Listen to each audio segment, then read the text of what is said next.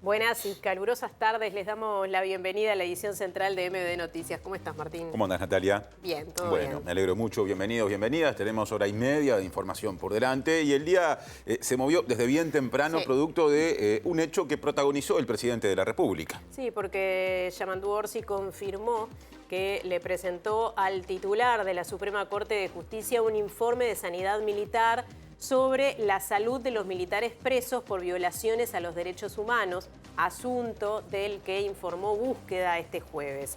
El mandatario dijo que no lo hizo por preocupación personal, sino por responsabilidad institucional y negó que esto obedezca a un acuerdo con Cabildo Abierto. Y desde la organización, madres y familiares de uruguayos detenidos desaparecidos, se expresó sorpresa y también hubo críticas ante las explicaciones de Orsi. Se señaló desde madres y familiares que los militares presos por crímenes cometidos durante la etapa del terrorismo de Estado fueron juzgados con todas las garantías de la ley. Y la ministra de Defensa Nacional, Sandra Lasso, también habló confirmándole a MBD Noticias que le trasladó una carpeta a Orsi con ese material de sanidad militar a pedido del comandante en jefe de la Armada, José Luis Elizondo, pero también dijo que a su ministerio no le corresponde opinar acerca de este documento. Bien, este es uno de los temas que estarán presentes en esta edición y mucho más. Vamos a por los titulares.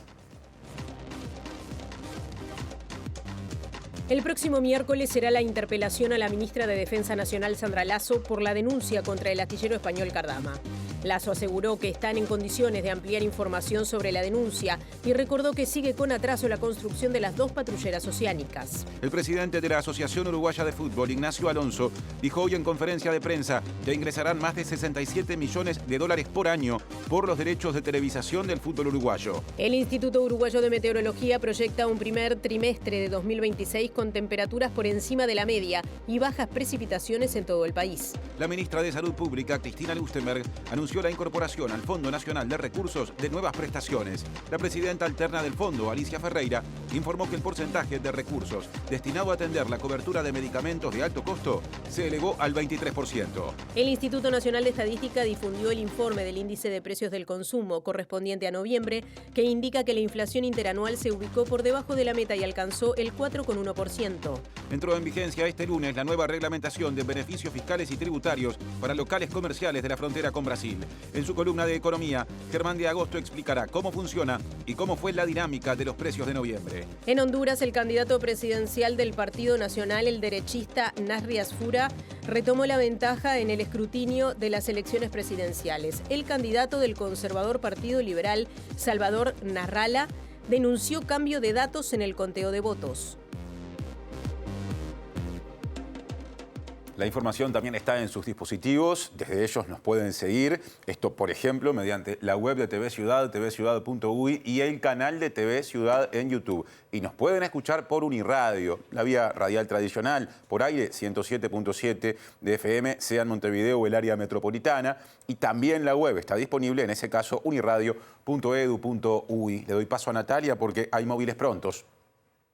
Sí, vamos en primer lugar a darle la bienvenida a Martín Duarte, que primero nos da un adelanto de esto que será un desarrollo de la noticia de portada, de esta reunión del presidente de la República con la Suprema Corte de Justicia por los presos, las personas que están presas por violación a los derechos humanos. Adelante, Martín. Así es, Natalia, Martín, buenas tardes para ustedes. Vamos a sumar algunas otras voces. De hecho, familiares de detenidos desaparecidos emitió un comunicado en horas de la tarde refiriéndose también a lo que fue este encuentro motivado por el presidente y que confirmó en la mañana de hoy el semanario Búsqueda, pero vamos a tener en algunos minutos la mirada de la directora de la Institución Nacional de Derechos Humanos y Defensoría del Pueblo, Mariana Mota, que obviamente, como conocerán, sigue el tema en particular. Y conocer una mirada acerca de lo que fue en particular las declaraciones del presidente y también la situación o este informe presentado a través de la ministra al presidente de la República sobre la situación sanitaria de los militares presos en Ante la Arena.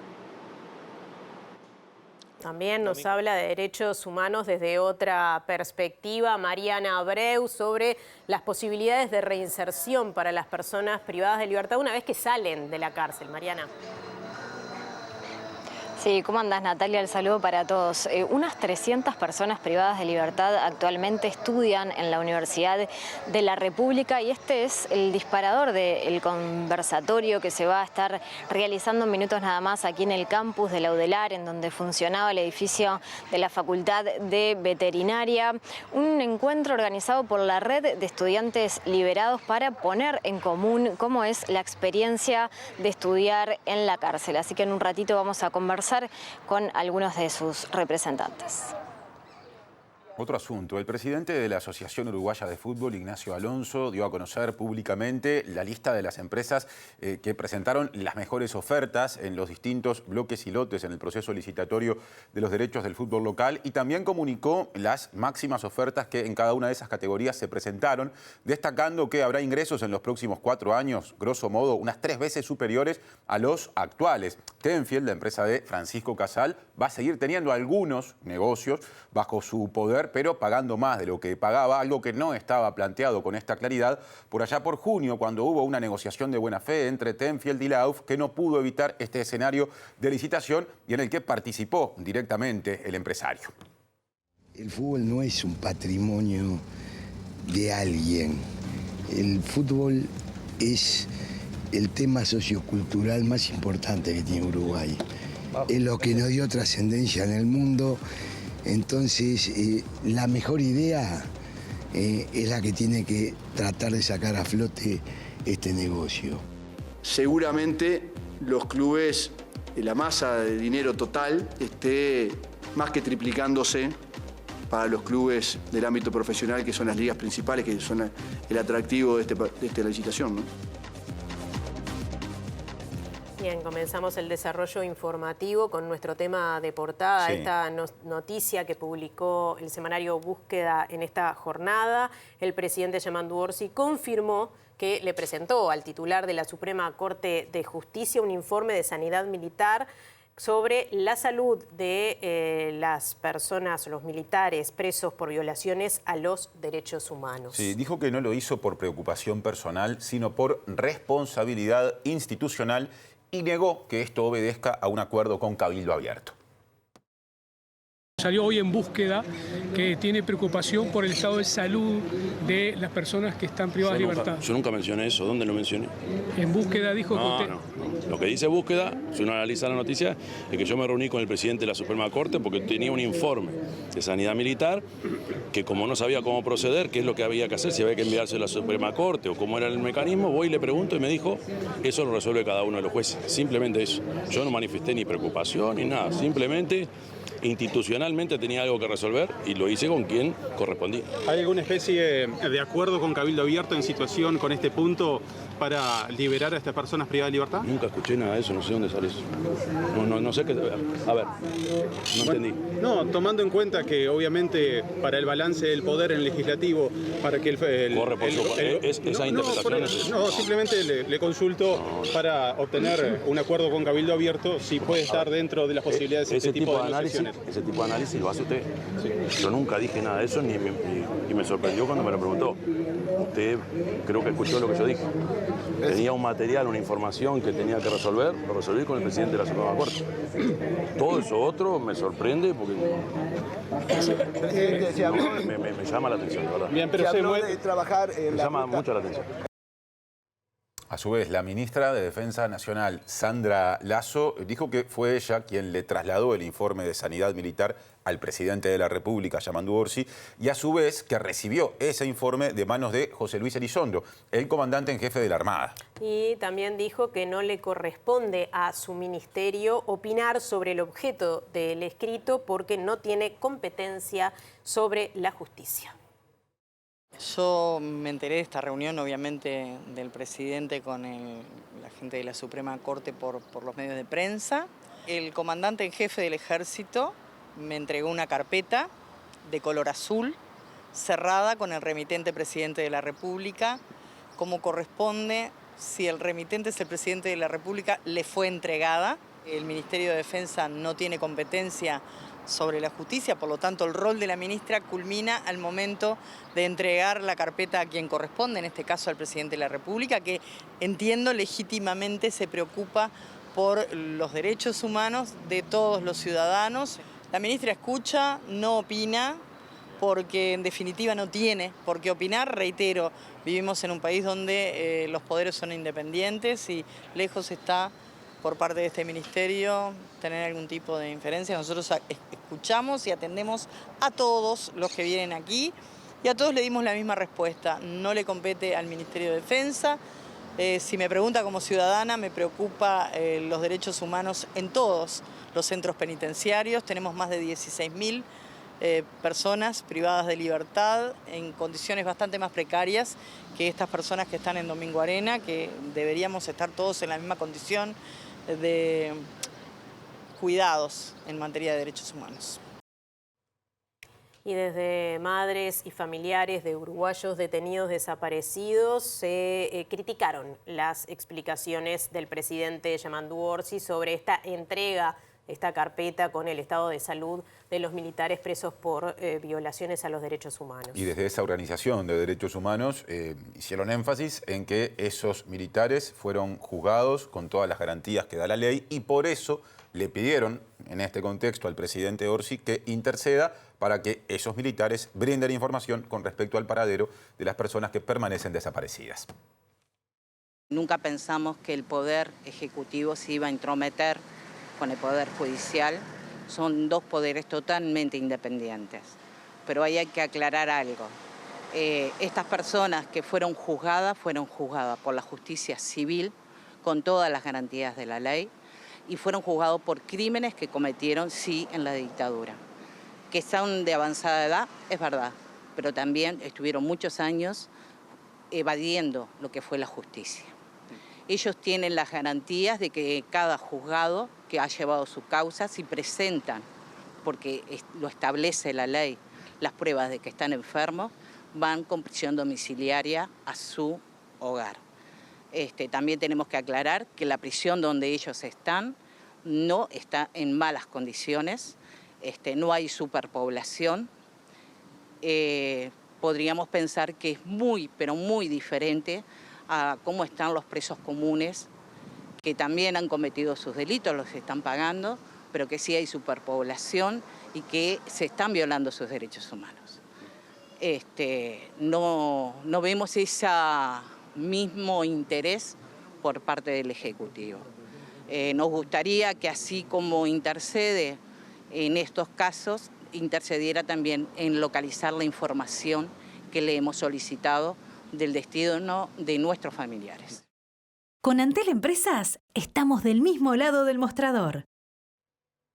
¿Y qué se dice en este contexto en la Institución Nacional de Derechos Humanos y Defensoría del Pueblo? Institución que está a cargo de las búsquedas de personas detenidas desaparecidas. Es tiempo de establecer contacto con Martín Duarte. Gracias, Martín. Bueno, vamos a conversar con una de las directoras de la institución, Mariana Mota, a propósito de la situación también de estos 34 exmilitares que, bueno, hoy por hoy están presos en la cárcel de Domingo Arena. Bueno, gracias por recibirnos, Mariana. ¿Cómo venís siguiendo esta situación? En particular, este informe que trascendió en la jornada de hoy fue entregado por el comandante y jefe de la Armada a la ministra Lasso, que a su vez trasladó a Orsi, que tuvo esta reunión sobre mediados de año con el presidente de la Suprema Corte de Justicia, compartiendo ese informe que pertenece a una elaboración de médicos justamente de sanidad militar, ¿no? Bueno, en realidad, un poco poner en contexto, los jueces de ejecución, que son los jueces que vigilan el cumplimiento de las penas, tienen en consideración, dentro de esa vigilancia y del buen cumplimiento de la pena, la situación sanitaria de los presos. En el caso de los presos de Domingo Arena eso no es diferente y principalmente la única diferencia es que esos presos son atendidos por sanidad militar. Por lo tanto, atención médica tienen, una atención oportuna, una buena atención médica, de manera que los problemas de salud que puedan tener, sea por su edad o por situaciones de salud, son adecuadas y son oportunas. Eso es bueno señalarlo. Los informes que elabora Sanidad Militar, yo los entiendo como informes de parte, porque son militares y los elabora el Hospital Militar o Sanidad Militar. Cuando los jueces definen eventualmente la prisión domiciliaria, no se rigen por estos informes, sino por los informes que realiza el Instituto Técnico Forense, que es el organismo al cual acuden los jueces para definir qué decisiones se puedan tomar, si tienen que ser definitivas en cuanto a una prisión domiciliaria, por ejemplo. De manera que lo que pueda emitir esos informes de parte, porque yo los entiendo como informes de parte, podrán ser de consideración, pero no de decisión de los jueces que se rigen por otros informes médicos. Y bueno, ese es un poco en definitiva. ¿La institución ha llegado a algún informe de este tipo sobre la situación sanitaria de los exmilitares? No, para nada. No ha llegado absolutamente nada.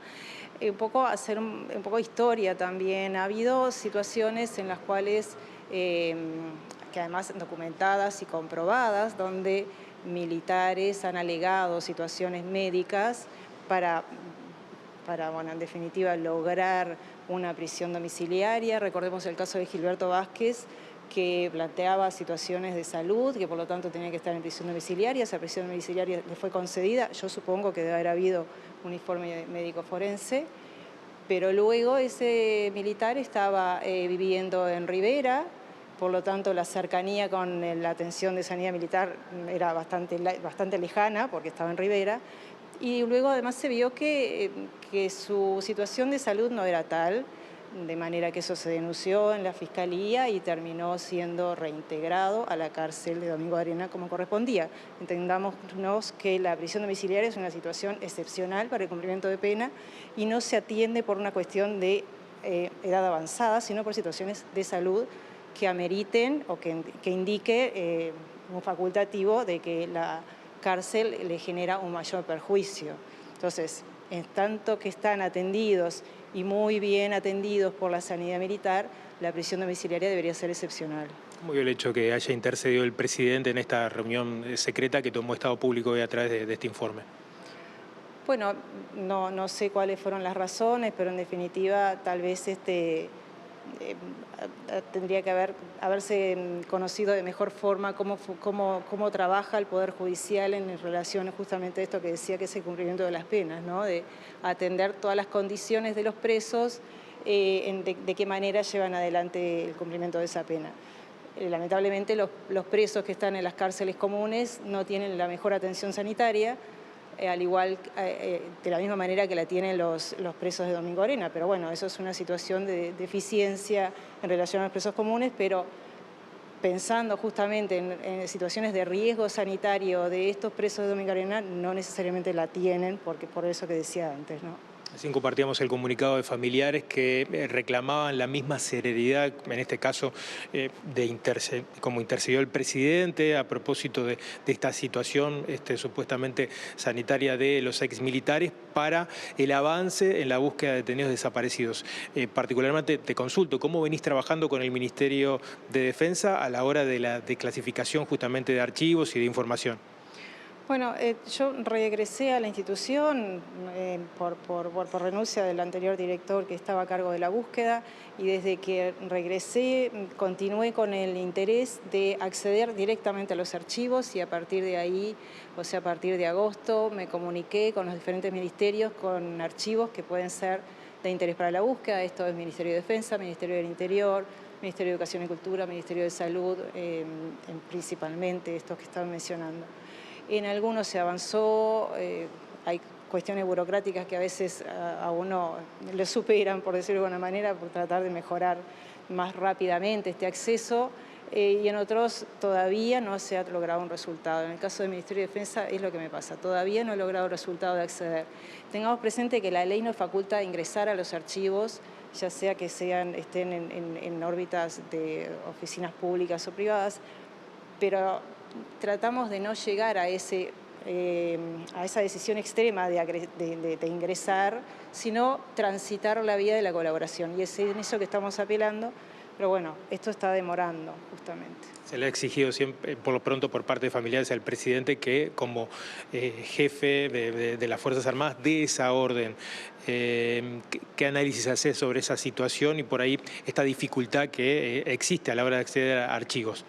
Bueno, Recordemos que en el año 22 el Grupo de Trabajo por Verdad y Justicia de la ONU vino, hizo una visita, dialogó con las diferentes autoridades y recomendó, entre otras cosas, justamente esto del acceso al archivo y también el que las autoridades, no importa cuáles sean, recordemos que en el 22 estábamos bajo otra administración de gobierno, que las autoridades, las más altas autoridades emitieran declaraciones en el sentido de procurar que esa información sea dada, tanto desde el lado de quienes participaron en las graves violaciones a los derechos humanos como por parte de la ciudadanía que pudiera tener algún dato.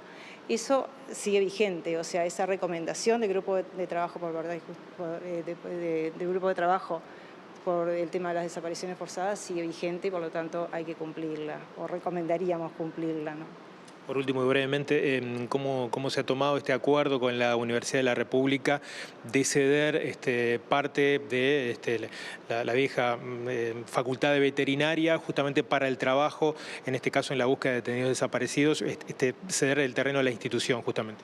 Bueno, a nosotros nos parece un muy buen acuerdo. La UDELAR siempre ha sido sensible con esta temática y ha apoyado de diferentes maneras el tema de la búsqueda. Esto es un paso más en ese mismo sentido. A nosotros nos habilita a poder poner los equipos ahí que trabajen en una misma área y además que se visibilice el lugar donde el trabajo de la institución se desarrolla en este sentido. Por lo tanto, nos parece realmente un buen paso, un buen adelanto y bueno, y estamos felices por eso, justamente. Mariana, gracias por estos minutos, muy amable.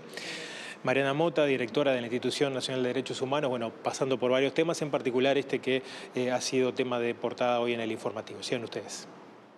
Presenta UTE, porque en UTE creemos que todo lo que das vuelve. Por eso creamos el Plan Redondo.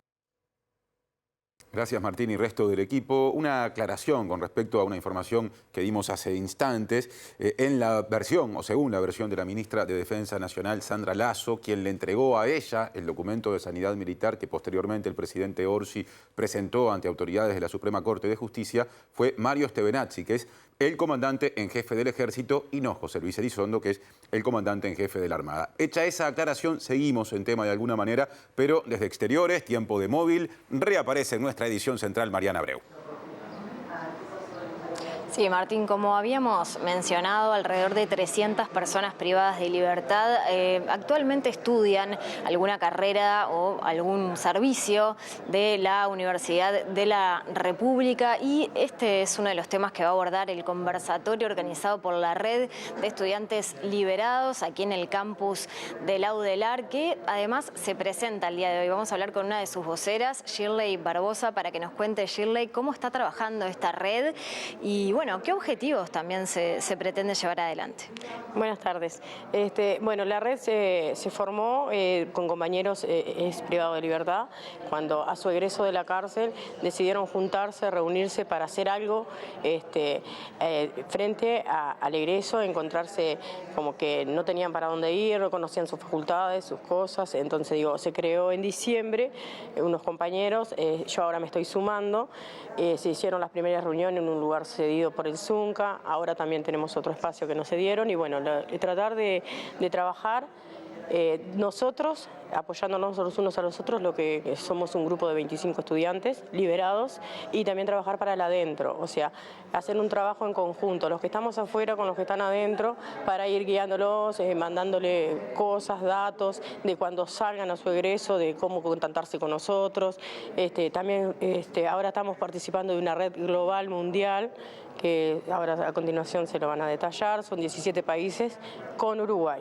Y bueno, lo que se trata es el estudio primeramente, trabajo y el apoyo en tema de boletos y eso, costear boletos, guiarlos cuando salen por la universidad, también en lo posible esperar afuera al estudiante cuando sabemos que va a salir y bueno, guiarlos dentro de todo, ¿no?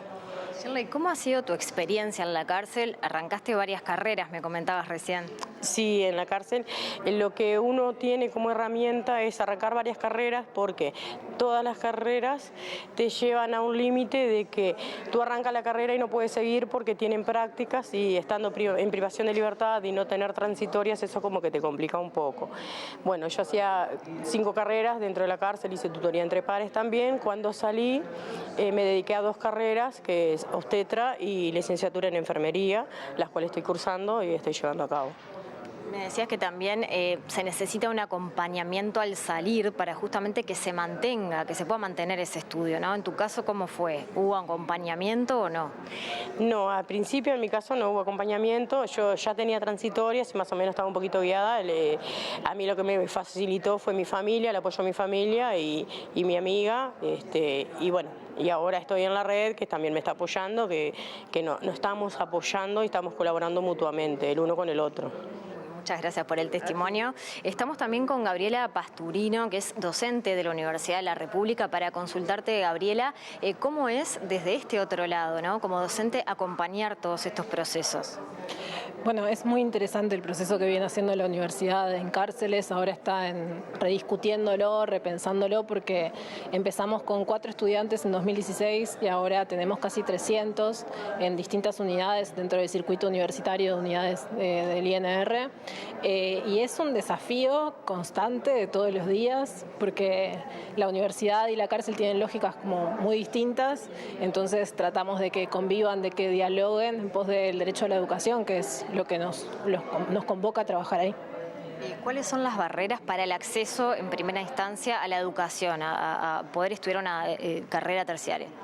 Bueno, hay barreras para la gente que no está privada de libertad y para la que está privada de libertad también. Muchas personas no tienen la posibilidad, capaz que económica, de costearse una carrera, por más que es gratis, pero implica desplazarse a las facultades y demás. Esto, en el caso de la privación de libertad, hay condiciones muy indignas de vida ahí, entonces quienes llegan a cursar una carrera universitaria en cárceles son muy pocas personas, a veces con apoyo de afuera, a veces con apoyo nuestro, y lo que ayuda ahí es como el trabajo entre ellos de motivación y de organización mismo dentro de las unidades, sin lo cual la universidad no podría hacer nada, además del trabajo de funcionarios y funcionarias del INR con quienes hacemos esto todo el tiempo.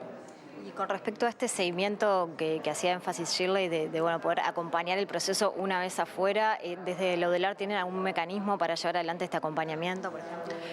Bueno, una de las cosas que hicimos fue trabajar junto a una red global de estudiantes en privación, de estudiantes liberados, trabajar en la conformación de un grupo, porque la universidad no estaba pudiendo siquiera acompañar bien a quienes están adentro y mucho menos a quienes están afuera. Si bien si tienen beca, continúan con la beca, si bien quienes son becarios de bienestar tienen el apoyo con las trabajadoras sociales ahí, pero no todo el mundo, y salir a la privación de libertad después de muchos años, hacer un proceso educativo, hacer un proceso de transformación personal y después salir y no tener a nadie, lo que decíamos nosotros, más allá de que el Estado tiene muchas respuestas para dar que todavía no está dando, entre ellos la universidad, la DINAL y demás, tiene que haber un proceso también colectivo, organizativo, en red, esto que mencionaba Shirley, de apoyarse entre ellos en experiencias que ya han vivido y que puedan ayudar a otros compañeros y compañeras a transitarlo. Para nosotros es fundamental, más allá de esto, de las medidas que el Estado tiene que tomar para acompañar procesos de liberación, que estamos muy atrás como país en eso en general. Muchas gracias, Gabriela. Volvemos con ustedes, compañeros.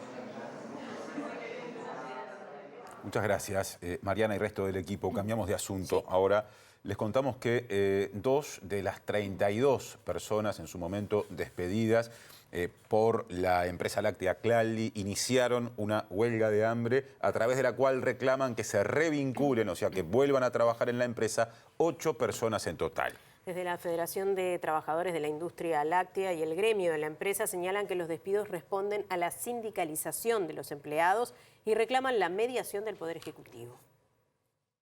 Una doctora del Sindicato Médico del Uruguay realizó el control de salud de los trabajadores que realizan la huelga y un escribano público constató el inicio de la medida. Los 2 hombres se realizan controles cada 24 horas y llevarán adelante una dieta mínima líquida de 600 calorías. La carpa se instaló ayer, la huelga ya lanzada e iniciada, y hoy sin duda esperando en realidad no en el avanzar de la huelga, sino en el resultado que tiene que dar este tipo de cuestiones, porque lo que hemos dicho nosotros es que debemos interpelarnos como sociedad, lo estamos colocando para que evaluemos efectivamente lo que está ocurriendo en un escenario acá donde a 32 familias se las despidió básicamente por ser sindicalizadas.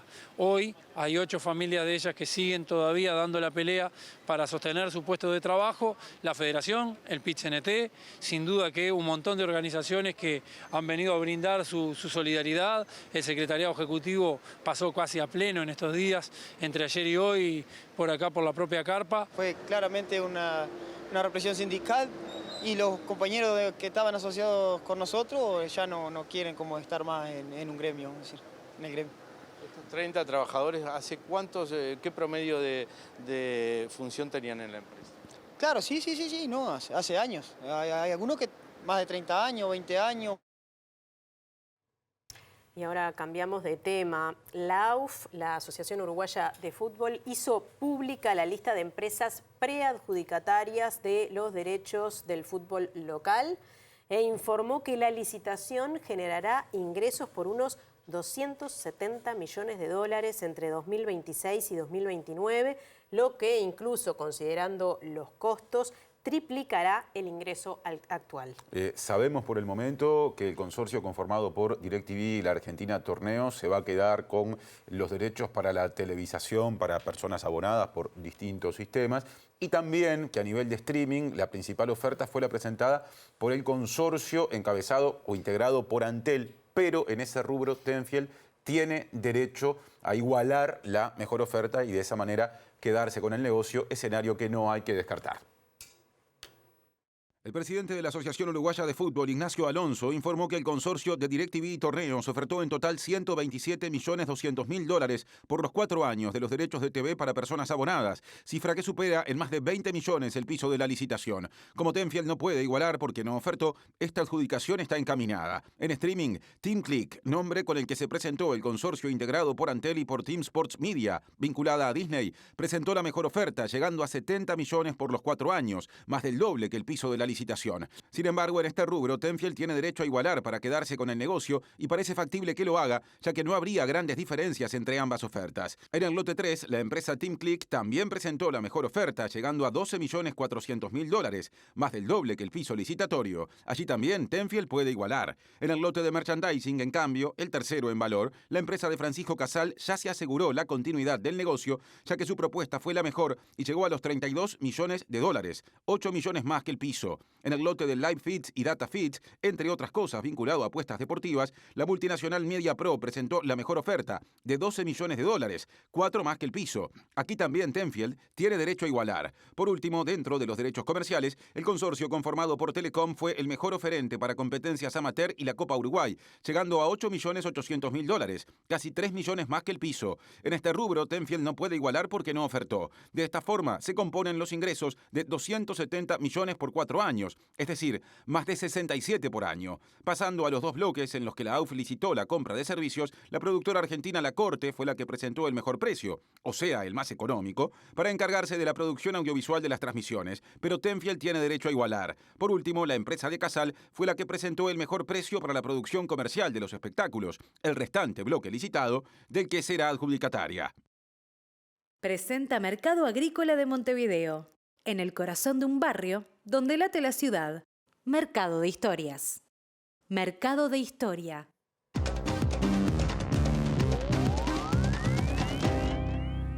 Información internacional, hoy sin Alejandro Gabard, a quien le mandamos un abrazo. Empezamos por Honduras, porque en ese país el candidato presidencial del Partido Nacional, Nasri Asfura, volvió a remontar y encabeza, por ende, otra vez, un escrutinio que viene muy peleado, después de verse superado durante algunas horas, entre ayer y hoy, por el candidato del Partido Liberal, Salvador Nasralla. El Consejo Nacional Electoral informó que se lleva escrutado el 84% de los votos.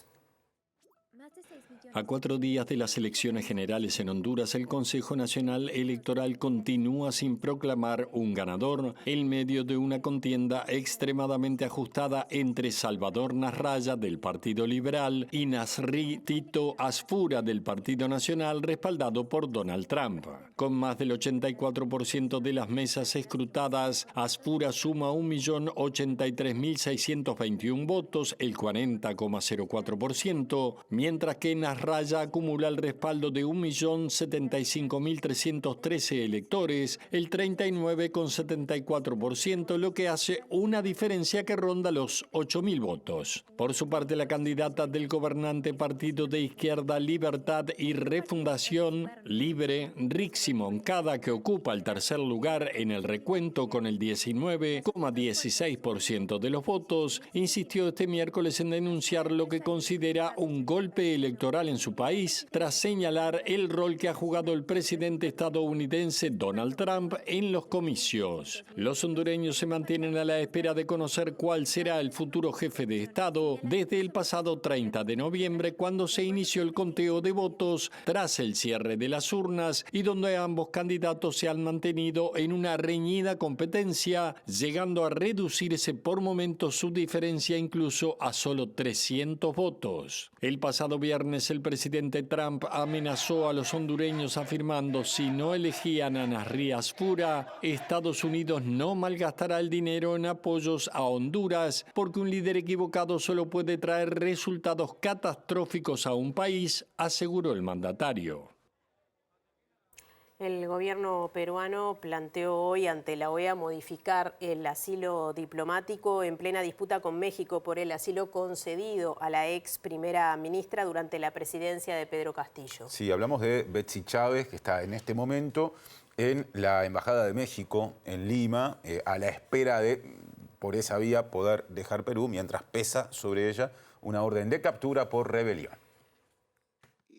El canciller de Perú, Hugo de Sela, propuso este miércoles a los países de la Organización de Estados Americanos reforzar los procedimientos del asilo diplomático para evitar que continúe su evolución negativa y se convierta en un instrumento para eludir la justicia. Su comparecencia ante el Consejo Permanente de la OEA se produce en medio de la disputa por el asilo que México otorgó a la ex primera ministra peruana Betsy Chávez, condenada a 11 años y 5 meses por su participación en el fallido intento de golpe de Estado del expresidente Pedro Castillo en 2022. El asilo otorgado a Chávez, que permanece en la residencia de la Embajada de México en Lima desde noviembre, provocó la ruptura de las relaciones diplomáticas entre ambos países, advirtiendo que este reafirma la evolución negativa en la utilización del derecho de asilo consagrado en la Convención de Caracas de 1954, utilizada hoy para otorgar asilo a quienes no sufren persecución política en estados democráticos. El ministro reconoció los retos de su país, que no se ha recuperado aún de la crisis política tras la destitución de Castillo, pero afirmó que prevalecen las garantías del debido proceso y, sobre todo, el principio de no impunidad. La embajadora de México ante la OEA, Luz Elena Baños, por su parte, reivindicó que la figura del asilo diplomático constituye uno de los pilares más importantes para la protección de la dignidad humana y criticó a Perú por querer abordar con este debate una disputa bilateral. Baños defendió que México actuó conforme a la normativa interamericana vigente al otorgar el asilo a Chávez y exigió respeto al derecho internacional. Presentó Mercado Agrícola de Montevideo, en el corazón de un barrio donde late la ciudad. Mercado de Historias. Mercado de Historia. Les contamos que la Facultad de Química tendrá una ampliación de sus instalaciones allí en el barrio Goes e incluirá una refuncionalización del Centro de Estudios Terciarios. Esta decisión fue aprobada por unanimidad por el Consejo Directivo Central de la Universidad de la República. Según dijo el decano Álvaro Mombrú, la modernización y ampliación de la sede de la facultad es un largo anhelo. Recordó que previamente el proyecto de ampliación había recibido el apoyo unánime del Consejo de la Facultad de Química, que descartó otras propuestas como una mudanza, que no se va a concretar, al predio que tiene la Universidad de la República en Malvin Norte. Las obras comenzarán en 2027 y la inversión estimada asciende a 38 millones de dólares. En total se sumarán 5.000 metros cuadrados distribuidos en un piso nuevo en el edificio central y 2 en el anexo. El proyecto de ampliación completo se proyecta a 8 años, pero se estima que en los próximos 2 o 3 años ya se podrán empezar a utilizar las nuevas instalaciones. Montbrú justificó la necesidad de ampliación de las instalaciones actuales porque los cupos para estudiantes que ingresan se han multiplicado, así como la plantilla de docentes y de personal no docente. La ministra de Salud Pública, Cristina Lustenberg, anunció la incorporación al Fondo Nacional de Recursos de nuevas prestaciones, entre las que destacó como la más importante el implante cardiodesfibrilador. También habló Alicia Ferreira, que es la presidenta alterna del fondo, y dijo o informó que el porcentaje de recursos que se destina a atender la cobertura de medicamentos de alto precio se elevó al cierre de 2024 al 23%. Vamos a hacer el llamado en este mes a un centro de referencia nacional para el tratamiento de las cardiopatías congénitas. En el Uruguay nacen muy pocos niños, hoy tenemos 2 IMAE y vamos a ir usando la ley de centros de referencia para que el país tenga un solo centro de referencia con los mejores recursos humanos y con la mejor tecnología para que esto tenga un mejor impacto en la calidad de estos niños. El 27 de noviembre, la Comisión Honoraria Administradora aprobó la normativa y cobertura e impacto presupuestal de la ampliación de la cobertura de los cardiodesfibriladores implantables. Esto es lo que yo me quiero referir. Este dispositivo, que es diferente del marcapasos que se encuentra bajo la cobertura del Fondo Nacional de Recursos desde los inicios, se indica para la prevención de la muerte súbita de causa cardíaca. Este dispositivo salva vidas. En el año 2024, el último presupuesto, la ejecución, anduvo por los 400 millones de dólares el presupuesto total del fondo. ¿Y en qué gasta el fondo? El fondo gasta fundamentalmente en procedimientos, sobre todo procedimientos terapéuticos, algunos procedimientos diagnósticos, en Centro de Referencia Nacional, bueno, en los IMAE, y gasta en medicamentos, que es lo que en general aparece en la prensa o aparece en los reclamos o aparece en las noticias, los famosos medicamentos de alto precio, medicamentos de alto costo, como se les dice en todos lados. Que es además lo que más ha crecido en la incorporación del fondo en los últimos años. Sigue siendo el 74% son prestaciones, procedimientos, o sea, la enorme mayoría de estos 400 millones de dólares se gastan en procedimientos, un 23% en medicamentos, que fue subiendo, al principio era un 10%, después un 17%, bueno, ahora estamos en un 23%.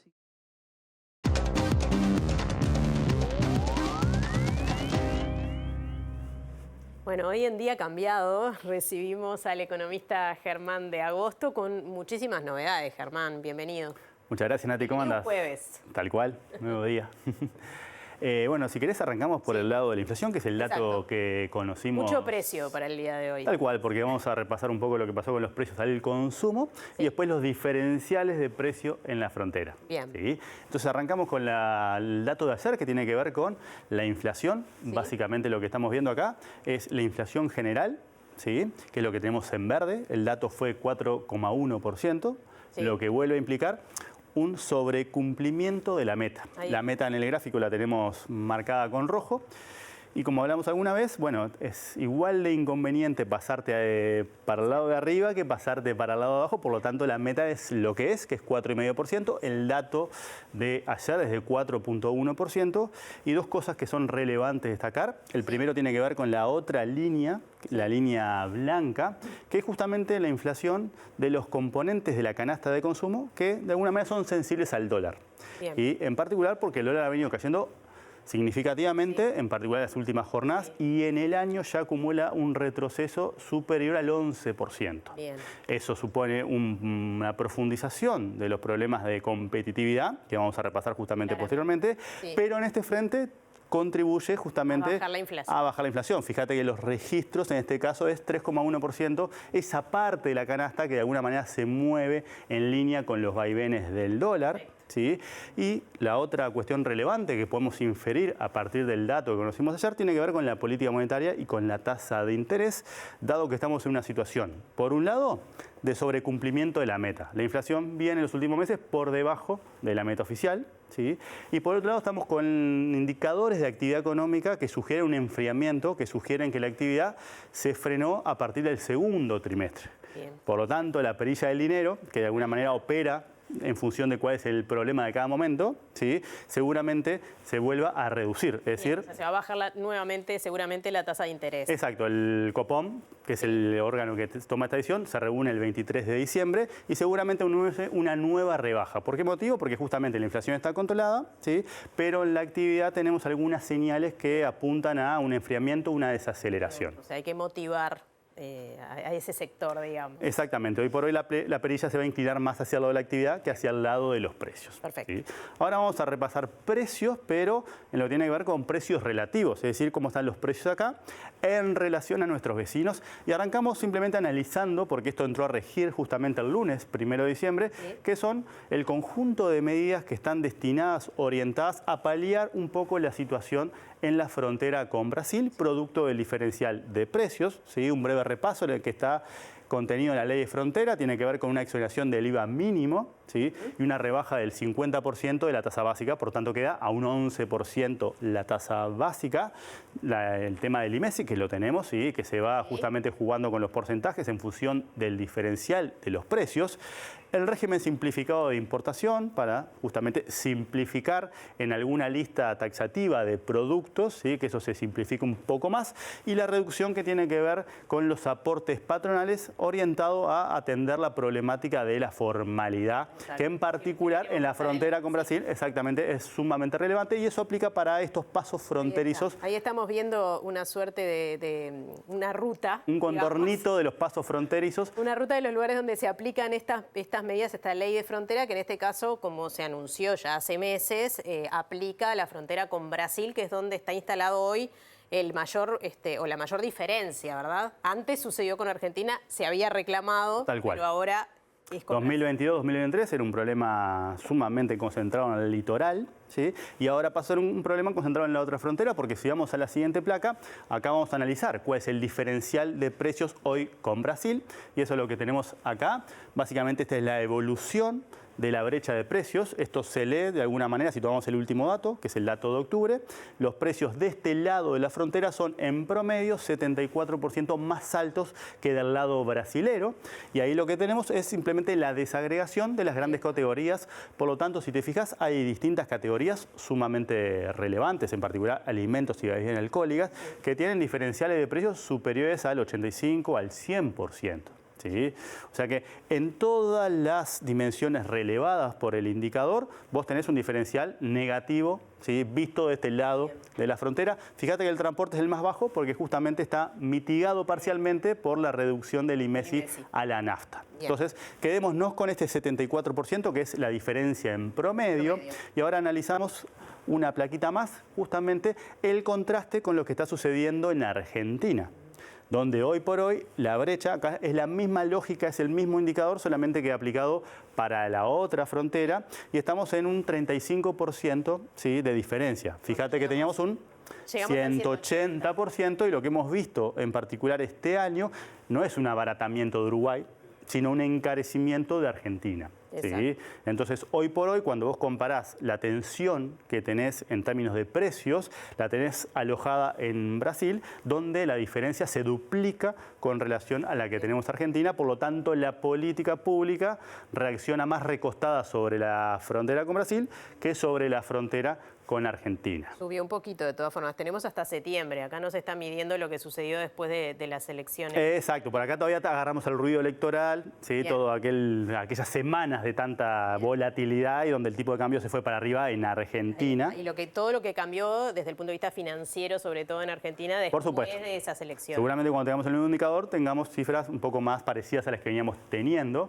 Y esto es relevante, naturalmente, porque acá estamos jugando ya la temporada turística. Entonces, Entonces, si vamos a la siguiente placa, solamente para tener en cuenta qué es lo que ha pasado con el turismo, o sea, con los uruguayos yendo para el exterior. Esto es lo que tenemos.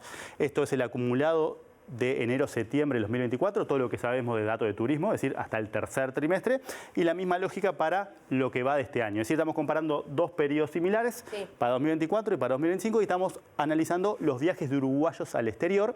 Si te fijas, hay una caída en el total, que estamos viendo el 26%, es de 2.425 millones a 1.797 millones, pero en particular fíjate lo que es la caída en el caso de Argentina. Que se explica básicamente porque descendió muchísimo el número de... Porque es mucho menos conveniente, ¿sí? Entonces de alguna manera eso también dialoga con lo anterior. Tenés una menor fuga de demanda de consumo hacia Argentina, ¿sí? Y al revés, en el sentido contrario, lo que tenés es una mayor atracción de cara a la temporada turística porque Uruguay no está tan caro como estábamos en el pasado, ¿sí? Esto es una de las expresiones más relevantes desde el punto de vista del vínculo que tenemos con Argentina, que es nuestro principal socio comercial en materia de servicios, no de bienes. Y otra mirada que podemos complementar, que es lo que tenemos en las últimas dos plaquitas, tiene que ver con los datos del INE, pero para entender los pliegues territoriales del mercado de trabajo.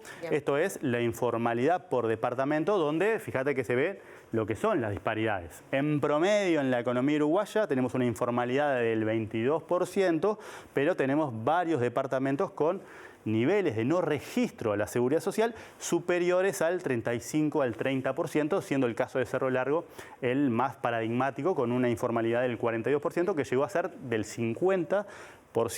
¿Sí? Por lo tanto, cuando miramos los problemas fronterizos, con Brasil estamos más concentrados en la informalidad y con Argentina lo que veíamos es una caída más que nada a nivel de la actividad económica, que entre otras cosas pues, se puede expresar en la siguiente placa, donde estamos analizando lo mismo, es decir, el conjunto de departamentos, pero ahora estamos tomando la tasa de desempleo, ¿sí?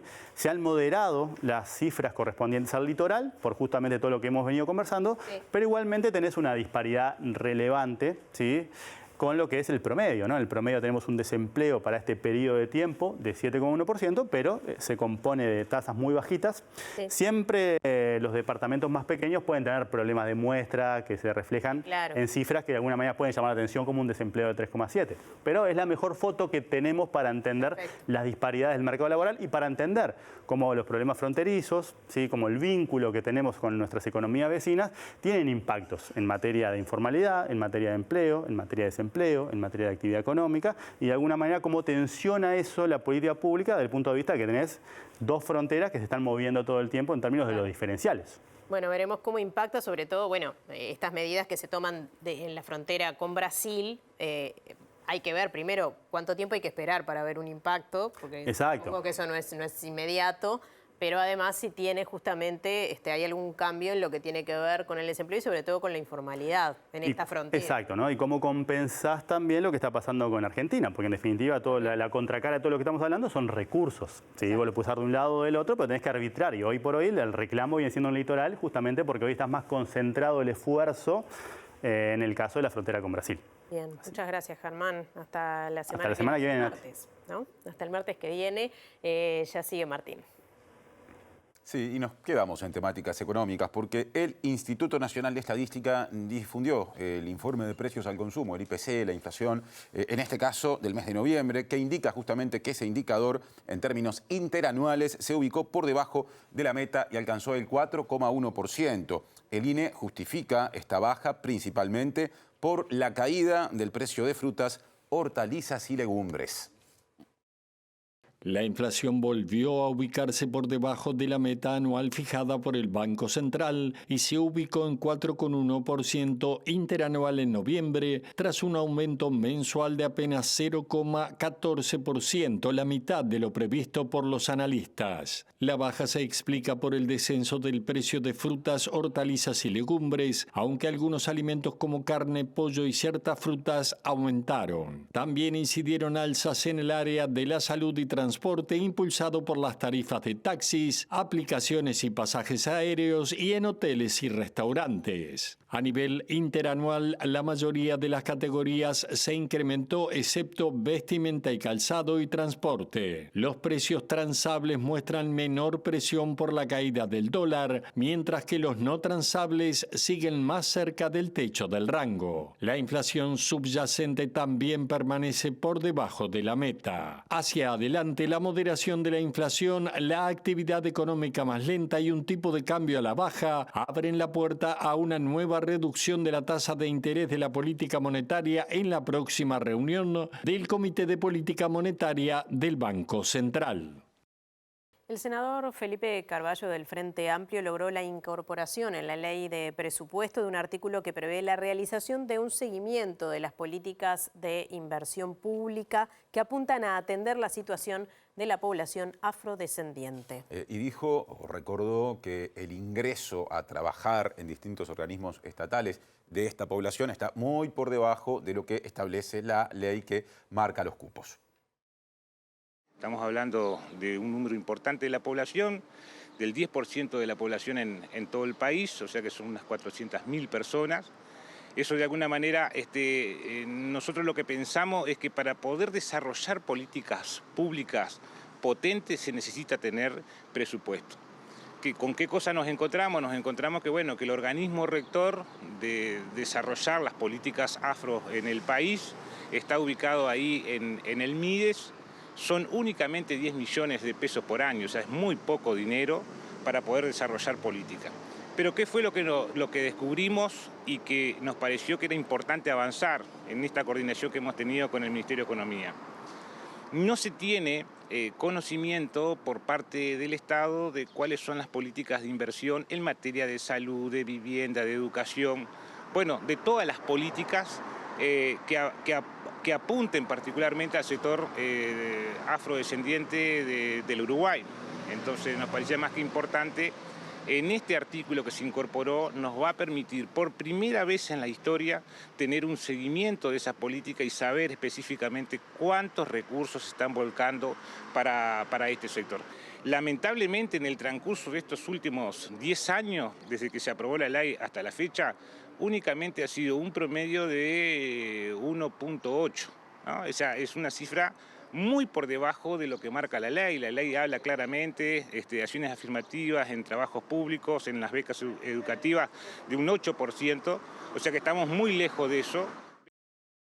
Agenda parlamentaria. Por estas horas se define la conformación política del equipo que acompañará a la ministra de Defensa Nacional, Sandra Lasso, a la interpelación vinculada a la intención del gobierno de rescindir el contrato con Cardama que se le realizará a Lasso el miércoles que viene en el Senado. Y según dijo Lasso, están en condiciones de ampliar la información sobre la denuncia y además aseguró que sigue con atraso la construcción de las 2 patrullas oceánicas. Con mucha documentación, con mucho respeto hacia el organismo que va a ejercer el Contralor y bueno, juntando todo el material para presentar allí, responder todas las preguntas y definiendo cuál va a ser el equipo que va a acompañar tanto en sala como en los espacios de asesoramiento. ¿Se siguen recibiendo los informes de los enviados a España para controlar el avance de las lanchas? Sí, se siguen recibiendo los informes. Nosotros seguimos manteniendo el total respaldo a los 2 capitanes que están en ese lugar y hemos recibido algunas notificaciones por parte del empresario. Nosotros continuamos manteniendo allí hasta que esto se dirima donde se tenga que dirimir. No, sí, hay atrasos, eso ha sido un permanente en lo que han sido los informes y bueno, en la interpelación vamos a ampliar porque creo que estamos en condiciones hoy de ampliar información para que primero que nada y de primera mano el Parlamento Nacional tenga esa información. La ministra se refirió a la compra de 2 aviones Hércules en 2020 por el gobierno anterior y señaló que uno se encuentra operativo. No quiero calificar si estuvo bien o mal comprarlos, sí que a la hora que uno tiene de analizar los elementos que tiene, cuál va a ser el mantenimiento, cuál va a ser el costo, bueno, tiene que ser muy cuidadoso, ¿no? Bueno, era un tema de interés general, sí, porque el Instituto Uruguayo de Meteorología proyecta un primer trimestre de 2026, atención, con temperaturas por encima de la media y bajas precipitaciones, según comentó a MBD Noticias el meteorólogo del organismo Ernesto Marchesoni. Que integra el Departamento de Clima, Producción y Sociedad de INUMET, y dijo que justamente estas previsiones pueden hacer que se profundice el déficit de precipitaciones en algunas zonas del país. Precipitaciones por debajo de lo normal en gran parte del país y excepto una zona del sureste, Maldonado, Rocha, donde se ubicarían dentro de lo normal. Y en cuanto a las temperaturas, asignamos en general un sesgo hacia temperaturas por encima de lo normal en el trimestre. Cuando hablamos de lo normal para el trimestre del verano climatológico, nos referimos a una temperatura media para el trimestre de 23,5 grados Celsius y una precipitación de 350 milímetros. Eso es a escala país. Después, dentro del país, tenemos ligeras diferencias que hacen, a que es un territorio y tiene sus particularidades. Estamos transitando en el sureste, sobre todo, un sostenido déficit de precipitaciones. Entonces, si estamos viendo que esto va a ser así en el verano, donde hay mayor exigencia a la evaporación de los sistemas ambientales, bueno, hay que prestar atención por los incendios, la sequía. Todavía no tenemos configurado una situación extrema, pero el verano es un momento donde se pueden agravar esas cosas, ¿no? Cambiamos de asunto, les contamos que el directorio de UTE aprobó el denominado Plan UTE Premia. Estamos hablando de un beneficio que se otorga todos los años a quienes abonaron los pagos desde octubre de un año a septiembre del siguiente. En este caso, octubre de 2024 a septiembre del presente año 2025. El beneficio consta de una bonificación del 100% del cargo fijo y la potencia contratada para aquellas personas que tengan contratadas tarifas residenciales doble y triple horario, además de residencial simple, con una potencia contratada menor o igual a 4,6 kilowatts. Para los casos en que el plan tenga una potencia que supere los 4,6 kilowatts, también se les quitará el 100% del cargo fijo. Los hogares que tengan el plan de consumo básico residencial podrán acceder a un beneficio del 75% y los medianos consumidores el 75% del cargo fijo. Se estima que este beneficio va a alcanzar a unas 696.000 personas clientas.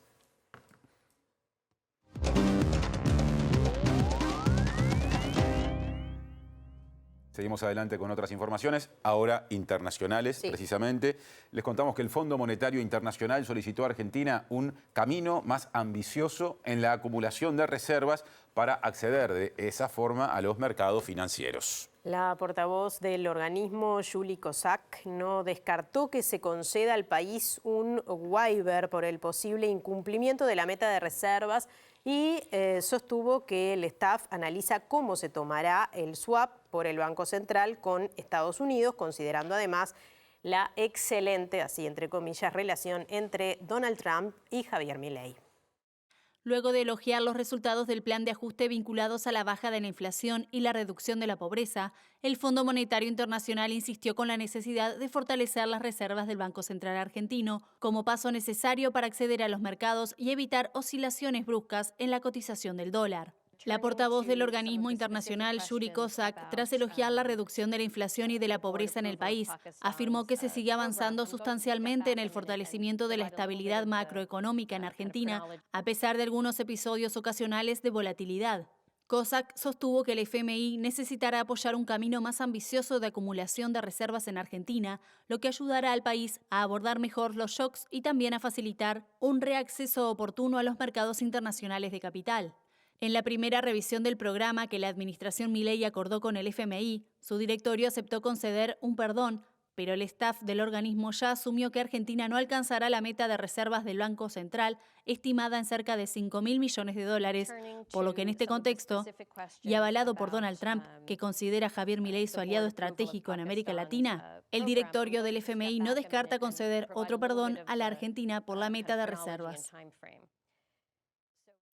Y al menos 4 países de Europa anunciaron este jueves su decisión de no participar de la edición 2026 del concurso de canciones Eurovisión, luego de que la Unión Europea de Radiodifusión aceptara durante su Asamblea General reformas al festival planteadas por la organización de la competencia y decidir no realizar una votación para apartar a Israel del certamen. Claro, en su momento se habían tomado medidas sobre Rusia en anteriores ediciones, entonces ahora no se descarta que más países puedan sumarse a esta postura, que es crítica con la permanencia, entre otras cosas, de Israel, formando parte o vinculado a ese festival, y tienen esa posición producto de la acción de Israel en Medio Oriente. Los primeros que anunciaron la decisión de no participar fueron las cadenas públicas de España, Países Bajos e Irlanda, que habían adelantado que darían un paso al costado si Israel no era apartado del concurso. España argumentó su decisión en las violaciones de los derechos humanos de los palestinos en Gaza y el incumplimiento sistemático de Israel de las normas del propio concurso, mientras que Países Bajos indicó que la continuidad de Israel en la competición, pese a las denuncias de injerencia política en las últimas ediciones del festival, la restricción de la libertad de prensa y el sufrimiento humanitario en Gaza, supera los límites que está dispuesta a aceptar como servicio público. Poco después, Eslovenia también anunció que no participará en el festival, indicando que varios países pidieron que la votación sobre la participación de Israel fuera secreta y que la misma no se celebró, por lo que Islandia, Irlanda, España, Países Bajos y Eslovenia no participarán en la próxima edición del festival, mientras que Bélgica afirmó que en unos días más comunicará su decisión. Las cadenas públicas argumentaron además que por tercer año consecutivo, el público ha exigido que se diga no a la participación de cualquier país que ataque a otro para seguir los estándares europeos de paz y entendimiento, mientras que otros miembros también aprovecharon la oportunidad para subrayar la importancia de proteger la independencia de los medios de servicio público y la libertad de prensa para informar, especialmente en zonas de conflicto, como la Franja de Gaza. Este es el cuarto bloque de MBD Noticias. Les contamos que durante todo diciembre y por primera vez el gobierno lleva adelante el mes de los derechos humanos establecido por un decreto aprobado en homenaje al aniversario número 77 de la Declaración Universal de Naciones Unidas. Habló de esto Colette Spinetti, que es la secretaria de Derechos Humanos de la Presidencia de la República, y dijo que con esta decisión Uruguay se posiciona como un país que protege los derechos humanos, los cumple y los garantiza. Decir derechos humanos muchas veces en un mundo capitalista, en un mundo y política que viene creando desigualdades y que se basa en las desigualdades, y donde nosotros, este gobierno va en contra de eso, lo que el presidente nos pide siempre, ir hacia la igualdad. Vamos a contracorriente. Y quienes venimos de sociedad civil estamos acostumbrados a eso, así que no hay problema. Pero eso sí nos posiciona a la vanguardia y nos posiciona muy fuertemente frente a todos los espacios internacionales a los que tenemos que responder. El director nacional de Educación, Gabriel Chirichi, informó que el Sistema Nacional de Educación está coordinando un segundo Plan Nacional de Derechos Humanos para garantizar que la perspectiva que los contempla sea parte de las currículas oficiales. Impulsamos la reconfiguración del Sistema Nacional de Educación. Capaz que muchos lo conocen o no tanto, pero el Sistema Nacional de Educación supone la reunión de todas las entidades educativas, desde la UDELAR, la UTEC, Educación Militar y Policial, la ANEP, las privadas, el SODRE. Y ese sistema que se ha vuelto a reunir está coordinando un segundo Plan Nacional de Educación en Derechos Humanos. Eso es muy importante porque tenemos que garantizar que sea parte de las currículas oficiales, pero también de la discusión pública en las UTUS, en las escuelas, en los liceos, ¿no? En la perspectiva de la formación docente y universitaria, la cuestión de los derechos humanos, porque si no queda como algo... hay que aplaudir, sí, es cierto, ¿no? Y para eso precisamos que haya también un involucramiento de la sociedad a la hora de trabajar esos temas. Por eso estamos, en las últimas reuniones ya planificando cómo va a ser la actividad del próximo Congreso Nacional de Educación. Les contamos, cambiando de tema, que la Organización de Mujeres Empresarias, Emprendedoras y Ejecutivas promovió un proceso de capacitación justamente de mujeres en el que 70% de las emprendedoras consiguió capacitarse, pero una parte significativa no logró mantener, digamos, funcionando sus negocios. Ese fue uno de los datos que se dio a conocer en la última edición del Foro Mujeres Líderes que se realizó esta semana y reveló que la brecha salarial no solo se da entre hombres y mujeres, sino también entre quienes son madres y quienes no, según señaló Fernanda Castellanos, que es directora ejecutiva de esta organización. Las mujeres no solo tenemos una brecha salarial con varones, también tenemos con mujeres. Si yo no tengo hijos y tú tenés hijos y nos calculan nuestro salario de acá a 10 años, yo voy a estar ganando prácticamente un 20% más que tú. De acá a 10 años, por no tener hijos. Claro. Porque yo voy a ser, cuando estemos en la carrera de una organización y haya cargos, inconscientemente, hay sesgos que trabajan en nosotras, inconscientemente esta persona va a tener más disponibilidad para estar y para poder cumplir la tarea, y quizás la otra que es mamá no lo puede hacer. Nosotros en los programas de emprendedurismo, parte de la medición que el otro día presentamos, observamos específicamente que hay en tareas que tiene que ver con presupuesto, con organización, con todo lo que tiene que ver con el armado y la estrategia, etcétera, donde aquellas mujeres que son mamás presentan una mayor efectividad que las que no lo son. La Organización de Mujeres Empresarias y Emprendedoras propone modificaciones en el monotributo social del MIDES para atender situaciones de mujeres que, pese a integrarse al mercado formal, no logran sostener el negocio. Las que entran a UMEU en este sistema, casi el 70% se logra formalizar en el proceso. ¿Por qué? Porque aumentan las ventas, porque son acompañadas, porque se sienten más seguras, porque sienten que pueden avanzar. Esto... el problema es que muchas de ellas logran vivir de su emprendimiento, pero a pesar de formalizarse, de vender muchísimo más de lo que vendían cuando entraron, hay muchas que no logran igual cumplir con sus gastos básicos. Bueno, llegó el momento de repasar los datos del tiempo para las próximas 48 horas. El pronóstico de Inumet, con el que habitualmente cerramos cada edición. Qué linda imagen esa de la Plaza del Entreveros, Plaza Favini en realidad, centro de Montevideo. Y ahora pronóstico para mañana, viernes 5, Montevideo y área metropolitana. Por la mañana, pronostica Inumet, aumento de nubosidad. Y por la tarde y la noche, algo nuboso y nuboso, se prevé que esté el cielo, con periodos de claro. Además, se advierte que estamos ante probable formación de tormentas aisladas, o estaremos en ese momento del día. Atención con las temperaturas extremas, altísima la máxima pronosticada, 32 grados, la mínima prevista mientras tanto es de 18. Y el sábado 6 de diciembre, en la mañana estará algo nuboso y nuboso, con periodos de claro. En la tarde-noche, nuboso, periodos de cubierto, probable formación de tormentas aisladas. La temperatura máxima baja un poquito, pero sigue siendo muy alta, de 27 grados, y la mínima de 17. Puerta de salida, ya empieza el lado B en la pantalla de TV Ciudad. Más adelante habrá más información en nuestra programación. Por ejemplo, mañana bien temprano. Exacto, a las 8 de la mañana, luego a las 13 y a las 18:30 las ediciones de MBD Noticias. Hasta mañana entonces, que pasen bien. Que pasen bien.